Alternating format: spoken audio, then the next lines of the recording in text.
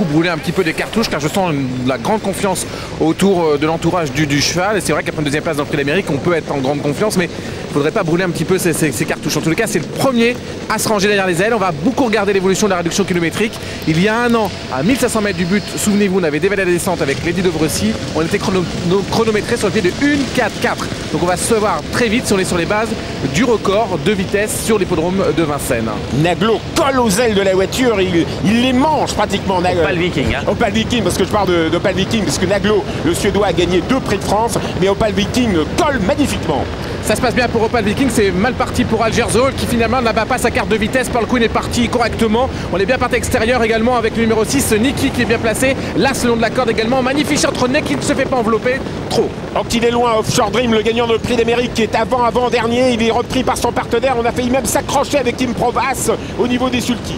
Bague la descente avec Opal Viking, le 2e du Prix d'Amérique, le 3e du Prix de France l'an dernier au commandement, en compagnie à son extérieur de Niki qui se rapproche. Niki qui se rapproche un petit peu, on a toujours pour l'instant Opal Viking qui est en tête, Yorma Conti, on va avoir la réduction kilométrique à 1500 mètres du but dans quelques instants. À l'extérieur, effort de Jean-Michel Bazir avec Exploit Cap, il emmène dans son sillage Moulin du Corta et Pierre Vercruis. Magnificent René bien placé dans le dos d'Opal Viking.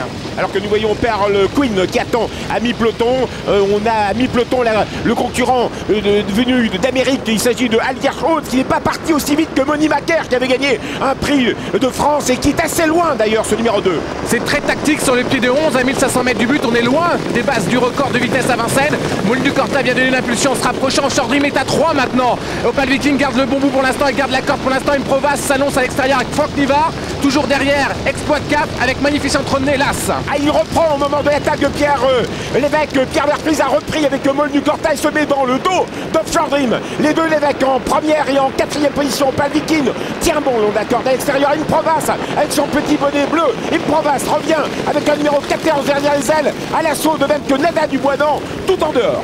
Une 18 à 1000 mètres du but, on ne passera certainement pas le record de vitesse à Vincennes. Opal Viking est là à l'extérieur, Offshore Dream.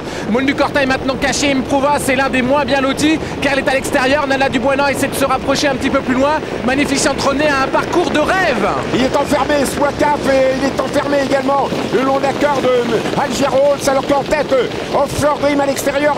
Espoir Caf n'arrive pas à sortir. Et puis Opal Viking qui repart.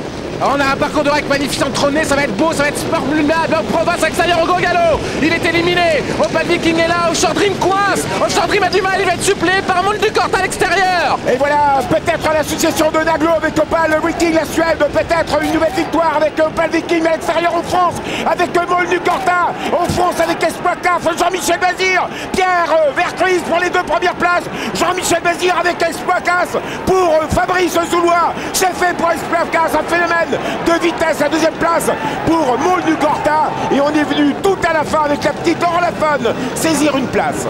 6, 7, 11, c'est l'arrivée de cette compétition. Nous allons attendre d'en savoir plus pour les 4e et 5e places. 1, 10 et 7 en ce qui concerne la réduction kilométrique. Exploit Caf qui fait un drôle de truc, déferrer les 4 pieds. Fabrice Soulois n'avait pas caché qu'il attendait une grande performance de son cheval d'aujourd'hui. Il a fait quand même un sacré truc parce qu'il a trotté un peu en dehors en descendant. Ensuite, Jean-Michel Bazir l'a caché. Puis alors, les 500 derniers mètres, il les a fait sur un pied très soutenu. Moulin du Corta prend une honorable 2e place. Et la 3e place pour Orlafone. Opal Viking qui est allé vite, très vite. Il y a lui aussi laissé beaucoup de plumes.